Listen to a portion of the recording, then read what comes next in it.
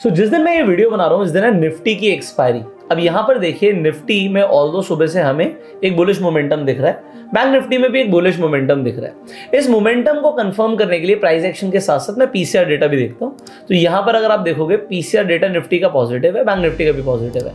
आप ये auto trader software है, इस पर जाके आप देख सकते हो। बैंक निफ्टी की अगर मैं बात करूँ तो देखो यहाँ पर ऑल्दो अभी ये बुलिश होना शुरू हो गया और निफ्टी के अंदर तो ये सुबह से ही डेटा बुलिश है और दोनों के अंदर पॉजिटिव हमें मोमेंटम भी दिख रहा है।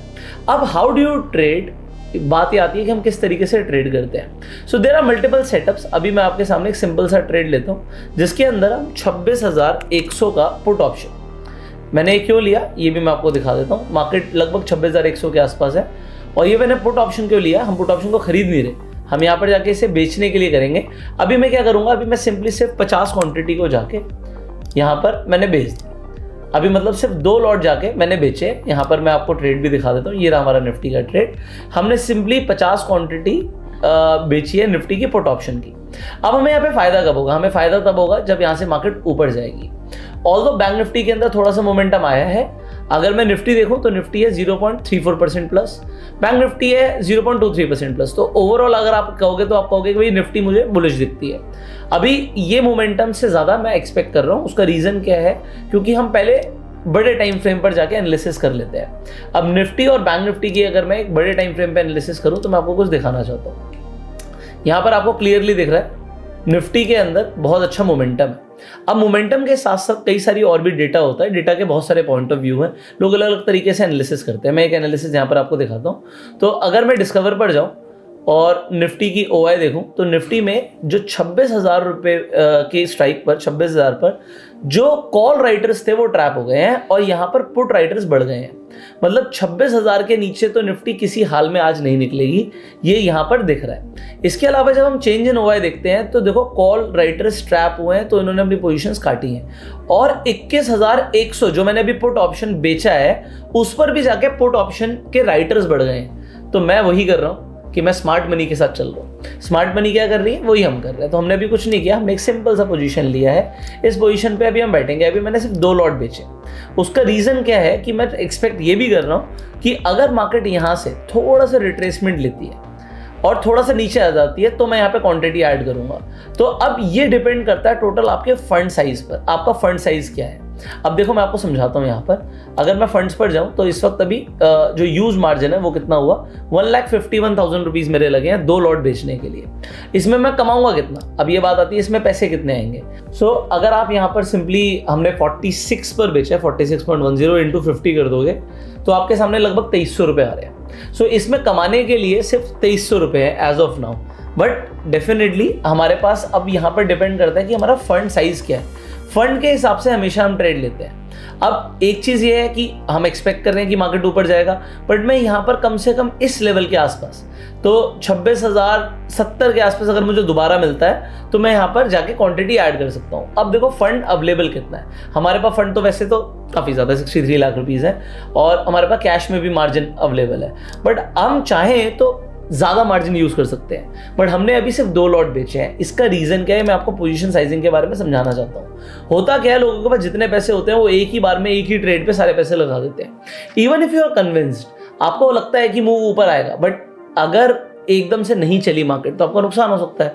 और यहाँ पर मैंने ऑप्शन को अभी बाय नहीं किया, मैंने ऑप्शन को सेल किया है क्योंकि मुझे लगता है कि 26,100 के ऊपर आज की एक्सपायरी आनी चाहिए। उसका रीज़न मैंने आपको ओआई डेटा से और पीसीआर डेटा से दिखाया, जो कि ऊपर की तरफ अगर हमें मार्केट लगती है तो हमने सिंपली ऑप्शन को सेल किया हुआ है। अब जब हमने 26,100 बेचा, अब आप यहाँ पर एक चीज़ देखो, हमने 26,100 बेचा और कितने रुपए पे बेचा, 46 पे बेचा। तो हमारी सेफ्टी कहाँ तक है, तो सेफ्टी सिंपली बात है 26,100 बेचा है, इससे आप लगभग 46 पॉइंट्स नीचे कर दो। तो अगर मैं यहाँ से 46 पॉइंट नीचे करता हूँ तो लेवल आपके पास आ जाएगा 26,054। मतलब आज की एक्सपायरी है और 26,054 तक मुझे 1 रुपये का लॉस नहीं होगा। मेरा स्टॉप लॉस क्या है, मेरा स्टॉप लॉस इस वक्त सिंपली ये सुपर ट्रेंड है। मतलब मैं ट्रेंड के साथ चल रहा हूँ, अगर मेरा ट्रेंड टूटता है तो मैं आउट हो जाऊंगा। अगर ये टूटेगा तो ऑल्दो मुझे नुकसान होगा, बट इस लेवल के आसपास यहाँ पर मैं क्वांटिटी बढ़ाने के लिए भी रेडी हूँ। अगर यहाँ से नहीं टूटता और यहाँ से रिट्रेस करके प्राइस दोबारा से ऊपर जाता है तो मैं यहाँ पर क्वांटिटी अपनी बढ़ा सकता हूँ। अब आपके पास जो भी फंड साइज होता है, आप ट्राई क्या किया करो, मतलब ये मेरा अपना सेटअप है कि अगर हम डायरेक्शनल ट्रेड कर रहे हैं तो एक बार में ऑल इन ना करें। हम स्टार्टिंग में 25% से लेके 35% तक हमारा जो भी फंड साइज है उतना हम अमाउंट डिप्लॉय करें, और उसके बाद अगर हमें लगता है रिट्रेस हो रहा है और वहां से दोबारा हम अभी तक कुछ चेंज नहीं कर रहे हैं, हमारा स्टॉप लॉस पहले से डिसाइडेड होना चाहिए। मान लेते हैं यहाँ पर ये जो ग्रीन लाइन है मेरी डिसाइडेड है, ये अगर ये टूटेगी तो ही मैं निकलूंगा, वरना मैं नहीं निकलूंगा, और इस लेवल के आसपास पिवट के आसपास जाके दोबारा से रिट्रेस लेता है तो मैं बिल्कुल रेडी हूँ क्वांटिटी ऐड करने के लिए। अच्छा, अभी तक क्या हुआ, अभी तक हमने ये ट्रेड लिया कि हमें प्रॉफिट हुआ? बिल्कुल नहीं, हम ब्रेक इवन के आसपास ही खड़े हैं, तो अभी कोई प्रॉफिट नहीं हुआ क्योंकि प्राइस वहां से ऊपर नहीं गया। जब तक ऊपर नहीं जाएगा तब तक हमें मुनाफा नहीं आएगा, बट ऐसा नहीं है क्योंकि आज एक्सपायरी है। अगर प्राइस इस ब्लू लाइन के ऊपर रहेगा तो हमें प्रॉफिट आना ही आना है, और अगर 26,100 जो मुझे एक्सपायरी लगती है इसके ऊपर आएगी, अगर इसके ऊपर एक्सपायरी कर दी तो ये पूरा जीरो हो जाएगा। तो ये ऑप्शन को सेल करके, ऑप्शन को राइट करके पैसे कमाने का तरीका होता है। अब अभी जो आपने समझा, ये हमने सिंपली ऑप्शन सेलिंग के ऊपर बात करी। क्या हम ऑप्शन बाइंग कर सकते हैं? बिल्कुल हम ऑप्शन बाइंग कर सकते हैं। अब ऑप्शन बाइंग आपको कब करनी चाहिए? जब आपको लगता है कि यहाँ से बड़ा मोमेंटम आ सकता है। मान लेते हैं मुझे लगता है कि बैंक निफ्टी में बड़ा मोमेंटम आ सकता है। अब इसकी एक्सपायरी नहीं है, एक्सपायरी निफ्टी की है, बैंक निफ्टी की एक्सपायरी नहीं है। बट अगर आप बैंक निफ्टी की एक्सपायरी नहीं है तो आप एक चीज देखोगे कि ऑप्शन थोड़ा सा महंगा मिलेगा आपको। एग्जांपल में क्या करता हूँ, 54,200 लिखता हूँ यहाँ पे, और यहाँ पे कॉल ऑप्शन को ऐड कर लेता हूँ। अब ये 345 344 के आसपास चल रहा है। अगर अब इसकी जगह मैं निफ्टी को खरीदता तो निफ्टी में मेरा ऑप्शन बहुत सस्ता होता। तो ये भी मैं आपको दिखा देता हूँ, 26,100 का अगर मैं कॉल ऑप्शन यहाँ पे लिख देता हूँ तो ये भी 53 रुपीज़ का है। मुझे फायदा कब होगा? जब मार्केट ऊपर जाएगी। और अगर मुझे एक्सपेक्टेशन है कि मार्केट ऊपर जा सकती है तो मैं इस ऑप्शन को भी ले सकता हूं, बट यहां पर एक रिस्क इन्वॉल्व है। 26,100 का ऑप्शन है, 54 रुपए का चल रहा है, तो यहां से 54 यहां पे ऊपर ले जाइए। अगर एक्सपायरी इस ब्लू लाइन के नीचे हो गई तो ये ऑप्शन पे मुझे नुकसान होगा अगर मैं इसे खरीद रहा हूं। इसीलिए मैंने यहाँ पे ऑप्शन सेल किया था रेदर देन मैंने ऑप्शन बाय किया। आपको बाइंग सिर्फ तभी करनी चाहिए जब आपको बड़ा मोमेंटम एक्सपेक्टेड है, बट क्योंकि इसकी एक्सपायरी नहीं है, एक बार को आप यहां पर जाके ऑप्शन बाइंग कर सकते हो।